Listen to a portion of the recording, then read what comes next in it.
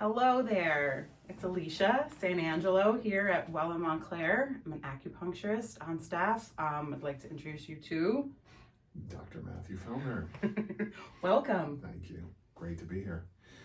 We are here today to talk about acupuncture in general, but specifically the topic of stress. The dreaded stress. Does that get you stressed? It does. Okay. Getting a little hot about the topic. Acupuncture in general helps with a lot of things. We kind of want to be specific in these weekly talks that we're intending to do with you all. Today, the topic of stress can be talked in general, but we could also detail it into how it would be individualized for you when you come in. Not everybody's going to get the same treatment just because you walk in here with said stress. Correct? Correct. Absolutely. So what would you say to somebody if they came in and said, I just have like a ton of stress. Like, how could acupuncture help me? Well, as it turns out, most people come in and saying that. So it's one of the most common things that obviously that we see. It's a buzzword, I guess I would say now. People are using the term stress as kind of like for anything that's going on in the world or in their life or that's causing problems for them. It is a big part of it, but it's a little bit more layered than that. And we can go into that in a little more detail, but it is, I think at this point in my practice, the most common thing that people are coming in for. And if not, sometimes it's the obvious. They like to come in for pain. They want to get their low back treated, right? Their neck and things like that. But underneath all of that, it seems like the most common theme for everyone is, okay, stress. Stressed out. Yeah, if it's not a specific injury, a lot of times the stress is what's causing the pain. Absolutely. Anyway. So, yeah, and that's something that I think is becoming a lot more just associative with acupuncture. People are just saying, okay, well, if I'm stressed, I need to go get acupuncture, and that's a good trend. And we'll, kind of talk about why everyone should consider that when they're thinking about what treatment to get for stress. Absolutely. And I don't know if you've seen that in you practicing and treating patients. You see everyone comes in, what's one of the first things they mention, right? Yeah, or I kind of sometimes see the opposite too, where it's like it's so common for everybody where they almost don't talk about it. It's like as if, I took a bath today or I took a shower today. It's like the stress is so part of them and part of their everyday that it's almost the last thing we talk about when we kind of break through all this time and like they list all these stressors that they're having at home. I'm like, well, no wonder your neck is cranked or your back or you can't sleep or you're anxious. All of these things kind of divulge themselves. So almost rarely do I have someone come in and I'm just here for stress. Because I don't think they really know yet how much acupuncture can help with stress. And this is why we're here, is to kind of put the word out there that we are not just pain management, which we are, but what do people know most about acupuncture? Pain relief, fertility. Those are the big markers, right? So for somebody to just come in our doors because I am stressed out and nothing else is working, like that, I live for the day that we're getting tons of people that I'm just coming for acupuncture because I'm so stressed out. Well, sometimes once they start coming in, then they realize that's what they need it for. Yeah. When they get the environment, when they realize how much they can relax, when they're in there, then they start to change and say, wait a second, I think I need this. So how do we let the public, you wonderful public, know how stress can be reduced in acupuncture treatment? Because I don't without going into 3 years of a master's degree and teaching you Chinese medicine, right? Yeah. The first thing is to know what stress is and what it isn't, really. Right. Because as much as people use the term stress, it's not a bad thing in and of itself. People need to realize that stress is important in your life. It's kind of like a call to action in a sense. Like if you don't have stress, you can't make progress in your life. You can't grow. Literally, you can't grow. You can't, stress is a type of challenge. Right. So you grow physically, you grow stronger. If you go to the gym and you want to lift weights, it's a type of stress that you put on your body. So you have to ask your body to respond to stress in a certain way so that you can learn. If you're going to go to grad school or something like that, if you're going to have a new job, all of that is a good type of stress that the body needs so that you don't just fade away. Right, fade away. However, the problem is that in this day and age, in this world that we're living in this part of the country that we're living in, especially New York, New Jersey area. It's the amount of stress that we encounter every day, and we don't give our body a chance to recover from one stress right before the next one comes in. So it has an insidious effect on our body. And you know, I do like to take the time with patients to sort of educate them a little bit about that, because what happens when you have a stress response, right? So if you, I think the most important thing is that to differentiate between, the two types of nervous system responses in the body. That's where I was going. Okay. So, well, think of it in the sense of where you were saying that we do need a certain amount of stress in our life. So if a bear is coming at you, you need stress. You need your symptoms and everything that would get me out of here. How do I get out of here? This is scary. This is stressful. Fight or flight. I gotta get out of here. And there's only really 3 things that the body needs to respond in that situation, and that's proper heart rate, breathing rate, muscle contraction. Right. That's it. So meaning to get yourself out of there. Yeah, right. Exactly. So if we're in that state constantly, is now we're getting into fight or flight all the time. We are constantly in either a fear state or just scared of something else coming, or just this constant hamster wheel. I give the reference a lot to my patients that we are just on this constant that never stops. So we've talked about a lot how almost immediately we can get that fight or flight response shut down, this sympathetic system to kind of just shut down and quiet down. Yeah, and the important thing to keep in mind is when your body is in the fight or flight response, you know, again, a stressor happens like a bear. Not thinking about that bear. Montclair, I mean, there might be, but or somebody turns a corner and wants to mug you as a knife or something like that. Your body has a spike in that response. But once the situation resolves, then the spike resolves. Also, you level out. Yeah. Sure. But what we encounter with traffic, you know, kids, money problems, you know, horrible bosses, horrible coworkers, whatever it is that you're experiencing, the news, if you're watching the news, if you're reading social media, you're getting yourself worked up about these things, you have a smaller spike to that fight or flight. Yeah, it's not as dramatic, but it's also just, you know, it goes up. The body responds the same way. That's the key. When it spikes, the body responds. It thinks it's a dangerous situation, and then you're in traffic, and then it tries to level out, and then you get to work, and your boss is yelling at you, and then you have the coworker who's causing a problem, and then you see that it never quite levels out. And in that time, what the body does not consider important is digestion, is mental clarity, to be honest with you. Like, it doesn't consider bowel function to be important. Like, that's later on. So the body keeps drawing resources away from that and puts it into the most important thing, which is heart rate, muscle contraction, and breathing rate. It causes a release of inflammatory chemicals, and then it's caught there and it's trapped. And you can't get out of that loop, the hamster wheel. Right. And so that's why people wonder, why can't I lose weight? Why am I not sleeping well? Why can't I go to the bathroom properly? Because your body is taking away resources from those systems to put it into the sort of fight or flight sympathetic response. To survive. To survive. That's it. Survival mode. To survive. We are surviving. And we can survive better. We can survive way, way better. One of the best things that I see in my patients, again, I can get them pretty well out of pain, can get them more comfortable, sleep can get better, but just the amount of time, the hour that they're with me, that they can have that de-stressing time, I can shut it down for them. And to me, that's like the most valuable thing. It really helps every other chronic and or acute condition that we see, period. And how great of a medicine, as we're gonna hopefully continue to educate you, that we can do both. There's not many medicines out there that treat the mental state and the body, the psychosomatic connection. And we are so privileged to be able to help with both. If you're feeling anxious, you're feeling stressed, your back hurts because of it, or your neck hurts, we can do both and get you into balance, because we are the practitioners that get your body back into balance. Would you say? Yes, I agree with that. Absolutely. Would you say? I would say.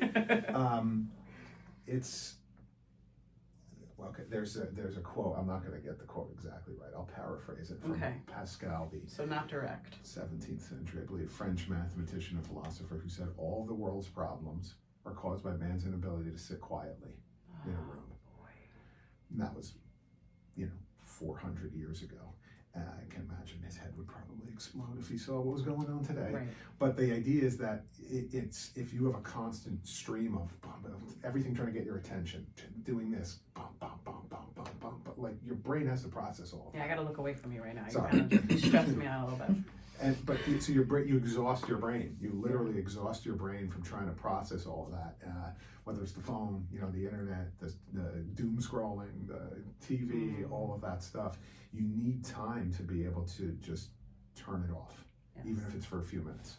And that's why coming in, getting acupuncture, like you said, that hour of just like quiet time, nice soothing music, nice environment, your body will naturally automatically start to slip into that rest and digest mode, the parasympathetic response, which you need to counter all that crazy survival mode.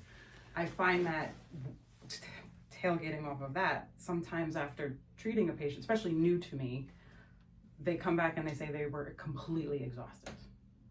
They slept great, but the next day there was a little groggy, so I might have to adjust a little bit, but I try to tell them your body got put into a state of rest and your body wanted more of it.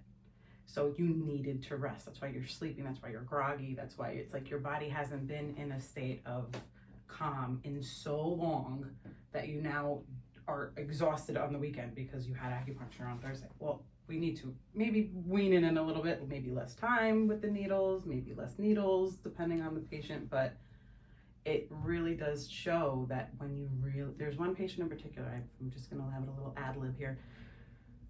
I think I put maybe 2 needles in her for 20 minutes and she was like gone to the world for 3 days. And I'm like, a very high stress job, very high stress environment, very school stress, home stress, work, all of it stress for her. And I said, I barely did any. It was your body's way of saying you needed to shut this down and take this opportunity to rest.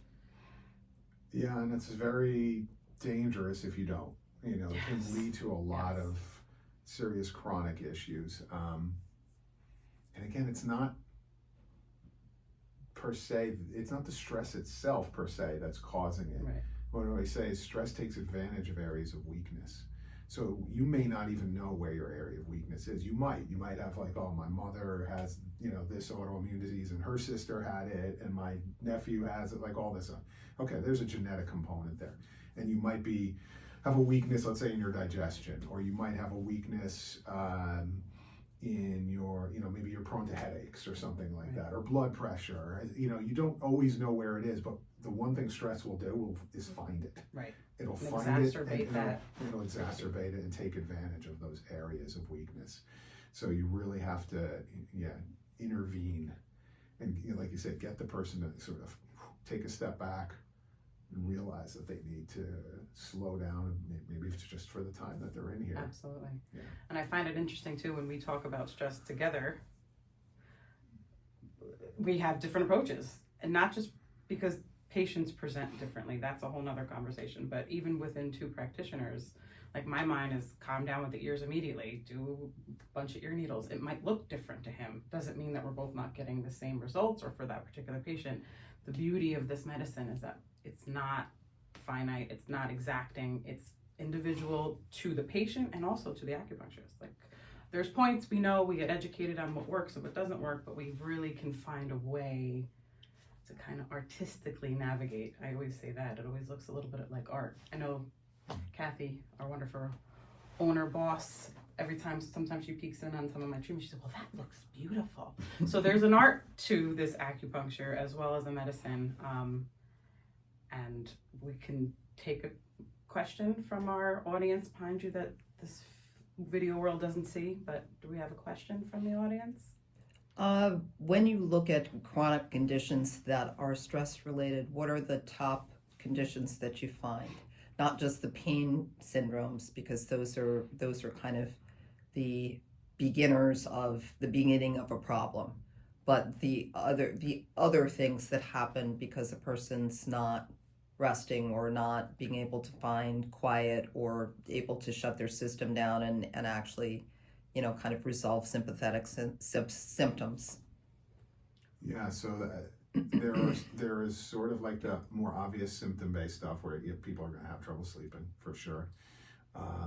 People are going to be more prone to digestive issues, right? Upset stomach.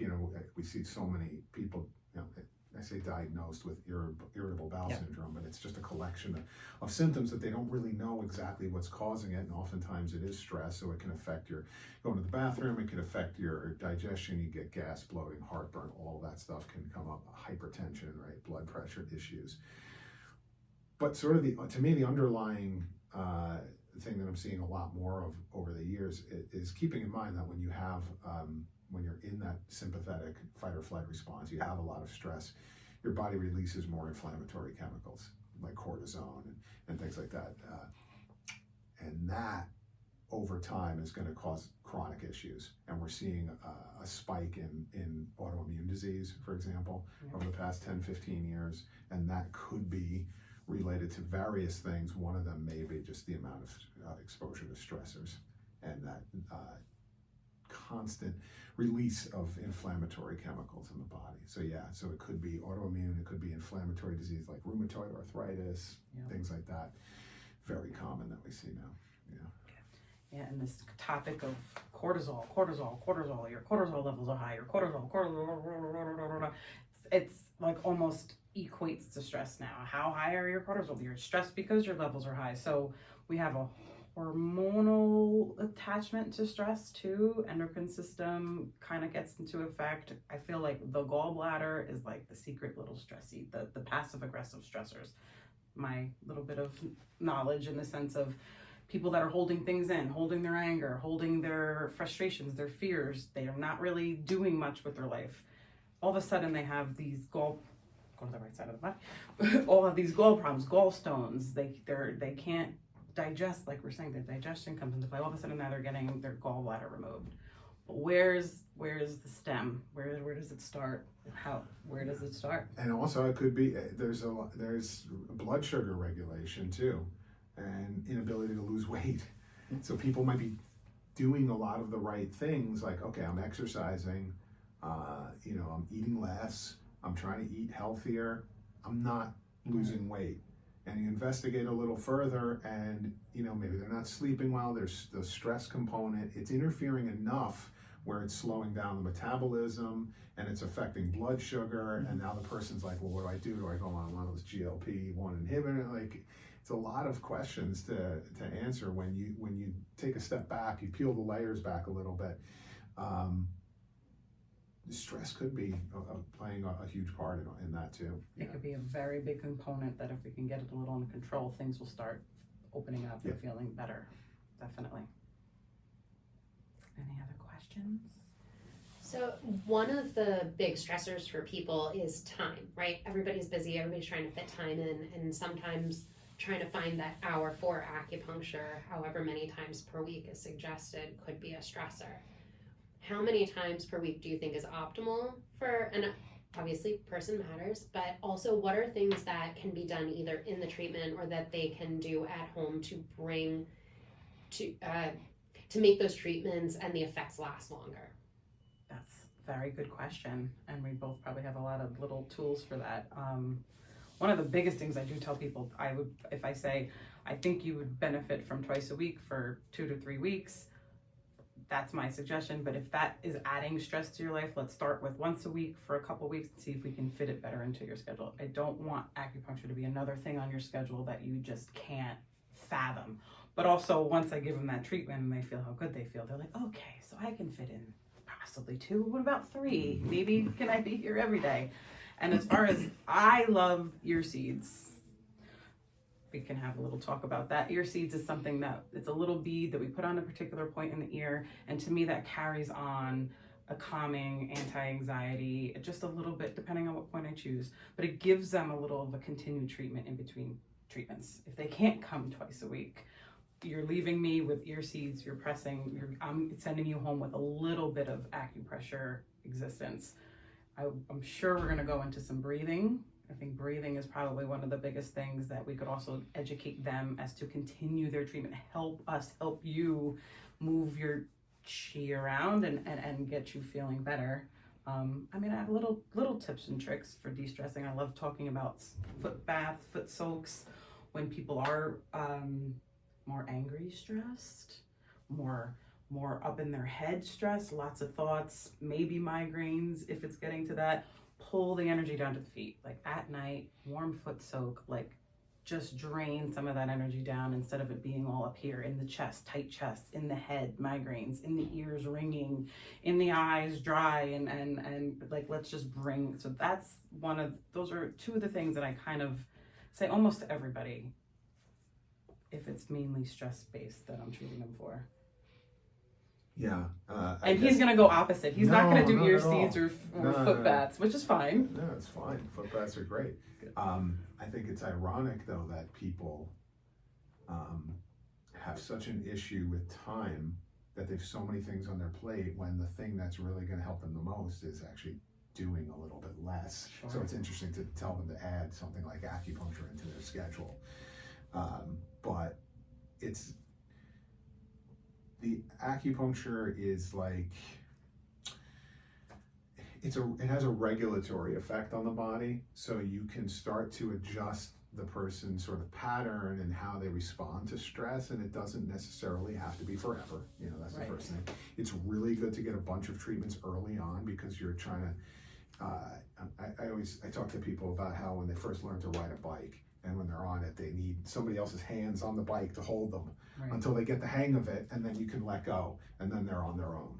And that's kind of the same way with treatment. You know, we start with more treatments where we're hand holding them, but the goal is to empower them in a way to give them, even if it's a little technique or something, some idea that they can do on their own is important. So yeah, I happen to be a big proponent of breathing. I've been doing Chinese martial arts for almost 30 years. So it's about having something that is a discipline, something that you can do a little bit on a regular basis, it goes a long way. The ear seeds can be helpful. I choose not to use them. That's just not my thing. A foot soak is good, but what I really try to get people to do, to be honest with you, is to find something in their day that they can edit out. And a lot of times it's the phone, or something about just, again, I say doom scrolling. Not everyone's doom scrolling, but a lot of people are just scrolling on social media. Like, okay, how about 5 minutes less? Right. Take that time and literally, you know, like sit in yourself. The other night, right, when it was snowing, beautiful. Just sit by the window and watch the snow. 5-10 minutes, your whole body will start to change a little bit. Absolutely. And it may be hard at first. A lot of people are like, there's a phone where it's constantly. Yeah, because we're trained now to not be able to sit quietly. Yeah, absolutely. So even just finding 5 minutes, like I say, to just sit quietly. I don't expect people to start meditating, you know, and be gurus like in a monastery somewhere, but that could be really powerful. 5 minutes of quiet. Listen to the birds. Yeah. If it's nice outside, if it's summer or spring, go walk in the grass. That's it. Come back, take a few breaths, and you're good to go. Yeah. It's about brain. It's literally about oxygenating the brain. Yeah. The brain uses 20 times more oxygen than any other part of the body. So sometimes even just taking a few deep breaths, you'll feel so much better. I have to say, I mean, I've known you for a while now, but my friend just brought up that she did a breathing class, like a 45 minutes. I was like, how much did you pay for that breathing class? Just curiosity. But I was just like, there are these things now where people are going to pay 45 minutes to sit with somebody and have them help them breathe. So it's... Well, that we include here. That is part of your acupuncture session and your acupuncture education. Absolutely.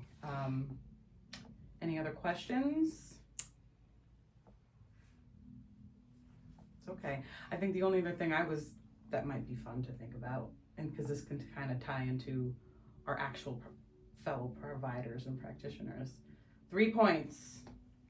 If you only could use 3 points that you would use for general stress. I know it matters who they are, matters what is causing them stress, it matters what their symptom of stress is, what does it look like. So pick the symptom of stress and then give us 3 points. Okay, a mother of a toddler, working, stressed out, not sleeping great, getting like anxiety flushes to the face. I mean, a lot more questions goes into Okay. how we pick our points, everyone, okay? This is just a little fun. Oh, okay. A little- Yeah, so you a little each can pick your 3 professor points, student but you fun. should explain the why. Okay, fine. The first point that came to my Fine. head was Anmien. Okay. That's the point over here. And it sounds like Ambien. That's how I used to remember it, right? Because it can put you to sleep. But it really is good for exactly what you just described, helping with sleep, but helping with that, more importantly, that sort of flaring upwards of energy that Right. causes people to get headaches and have insomnia and things like that. And that's the first point I thought of. Excellent. Right away. Lie on the table, Ambien, person's already. Wonderful. What's Yeah. point number 2? May want to, okay, so I probably need to anchor the person's energy if it's flaring upwards. The only acupuncture point on the body that literally connects you to the earth is kidney 1. I knew you would pick it. Of course I would. You That's can one of still my pick it, favorites. Oh no, I didn't. I just thought he would Right in on a the bottom of the torturous way. foot. I know, everyone thinks it's going to be terrible. It's not. It's an immediate calming effect. Excellent. So that, and I'm holding off because I know you're probably going to want to use this No, one. no, we can agree In to. tongue. Ooh. Third eye point, it most likely biologically relates to the pineal gland, which sits pretty much right back Behind there it. in the brain. And it's a little bit mysterious. They don't know exactly what it does, but one of the things that it does stores melatonin, Mhm. which regulates, your circadian rhythms and how you sleep. There you go. So right there, it's a good Bam. treatment. That's a great treatment. Yeah, Really I good. can see the person just completely calm now. That's it. Just 3 points. So I should pick on the same, or you want to give me a? Oh, I'll different- give you a different scenario. Okay, I'll give you a finance executive who works 16-hour days, spends most of his time on the phone and computer, takes blood pressure medication, and flies off the handle really quickly. Ooh. Okay. First, I think all my stresses, I'm doing sympathetic in the ear. I bounce between Shen Men or sympathetic in the ear, but it's like ear point has to happen as soon as they get on my table. So sympathetic for this case, especially just that running constant, never really shutting down. Liver 3 is my big stress point. Almost always. There has to be some sort of stagnation component to stress, and the liver to me holds it all. Is the general of chi. The general moves the chi around. So sympathetic, liver 3 on the feed, and then my third, I was gonna say yin tong, but this particular patient, due to the fact that a lot of eye computer use, Taiyang. Mm. Just because you really sit on the computer. So shut down the body, bring down the energy, move that liver chi, and then like kind of de-stress and like shut those muscles around the eyes down a bit. Look at that. This is fun. This is the side that I think could be interesting too, because people don't know that we don't have to pick the same points. I And would they have can done get liver this. 2 on him. Yeah, I figured. Well, I saw you do liver 2 the other day. I was Well, like, you could do liver 2 going towards liver 3. that's a You very could do one that's a on one very side, one on the other. LD treatment. Yep. Our supervisor, she loved the threading liver 3 to liver 2. I'm familiar with LD. You are familiar with LD. Okay, so let's look at an overthinker. So our college student who is taxed, maybe a grad student, always working, staying up too many hours, has too many projects due at all times, a little stomach distress because they're not sleeping and overthinking, either doesn't poop or poops too much. Diet is crappy, and they're agitated most of the time. Ooh. Worried. See, that requires a Chinese herbal formula called Gui Pi Tong. which is that exact scenario that you're describing.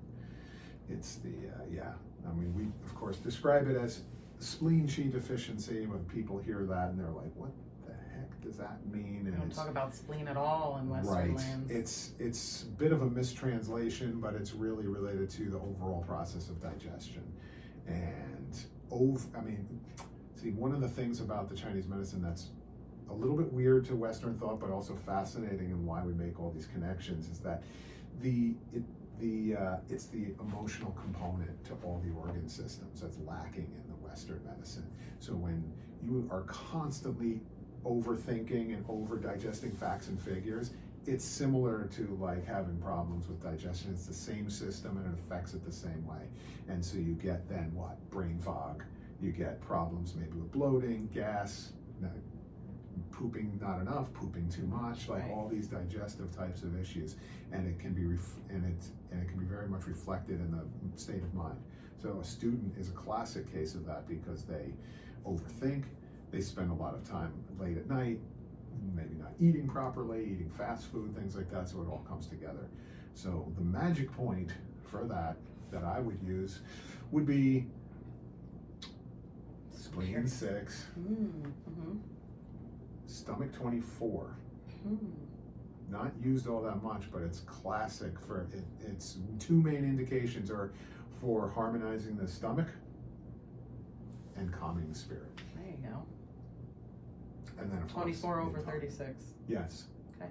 Yes. And then Because it makes it a little bit more specific to what's going on with this person, and that's part of the beauty of the medicine. Some points are really excellent. Stomach 36 is an excellent point, very general. Sometimes you can get a little more specific, gearing it towards the person, and in this case, I would do that. But there would be nothing wrong with doing stomach 36 either. Correct. Probably would do both. Or 1 and 1. Or Again. 1 and 1. Or maybe do 24, 36, and spleen 6. Same. Yeah. Sorry, I want to keep throwing more points in there. I love it. I know. I know. It's but hard. Throw like a hard point in there too. You want my take on the same person? Yeah, go ahead. So my mind went right to spleen 3. When I see somebody that's very, like we talked about, psychosomatic, so you have the mental component to the worry and the spleen and the digestive, and you need a boost in it. Spleen 3 to me is let's charge that up. Spleen 6 is an incredible point, absolutely. Do you want to explain the difference between the 2 points? Or either one of you explain the Or where difference. they are on the body for people who are not familiar. Okay, well, I'll say this. Spleen 3 is less comfortable than spleen 6. Spleen 3 is, if this is my foot, is going to kind of be on the side of your foot. It's not great. I have a nice little technique where I do a little pinch and people usually don't feel it. It's just right on that bone. It's in the nook that has a lot of nerves. It's sensitive. It's not great. Spleen 6 is on the inside of the leg that we can't really see. Inside of the ankle, above the ankle, and it kind of just slides in there really nice. It's more of a comfortable point for sure. The difference, tremendous difference, but still along the spleen channel. It's so hard to describe the difference with the points.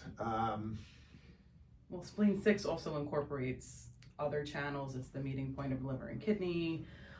It just has such a nourishing and nurturing component to it, where I feel like spleen 3 is kind of like a charge up to the, in my mind, I visualize it as, it's like literally charging up that channel, like from symptomatic physical to the over worry and the revving and constantly thinking. So I have a different view of that point than you do.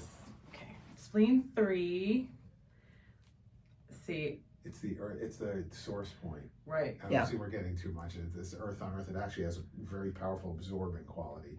So it's strongly tonifying, which is fine. It's totally fine. I don't mind it. Cool. I don't see it as like supercharging. Yeah, I just think the source points on the channels for me. It's how I kind of like always thought about it. It's like the liver 3, spleen 3, kidney 3, like the 3s down there are those are my guys. So if anybody outside of this is an acupuncturist or an acupuncture student, then this is good, clear, clean information for those who are lay people who are coming in. you know, they'll get some insights, but it's Right. also nice to hear about kind of the connection between the channels and emotions, the channels, because when you talk about the organ systems, for Westerners, it's like, what the heck are you talking about? Right, you have to be It's careful. like, is my liver's not good? Right. It's like, no, it's not. You're not your, yeah. So it's giving some degree of clarity. The reality is those are terms that we use in the West. In Chinese medicine, they don't use the term spleen or liver or kidney. They call it foot tai yin or hand yang ming. There's names to the channels that have a little bit more descriptive quality, and it's the translation for Westerners was made easier as you name an organ and a point number. So spleen 3, stomach 36. It makes it a little bit more just sterile in a sense.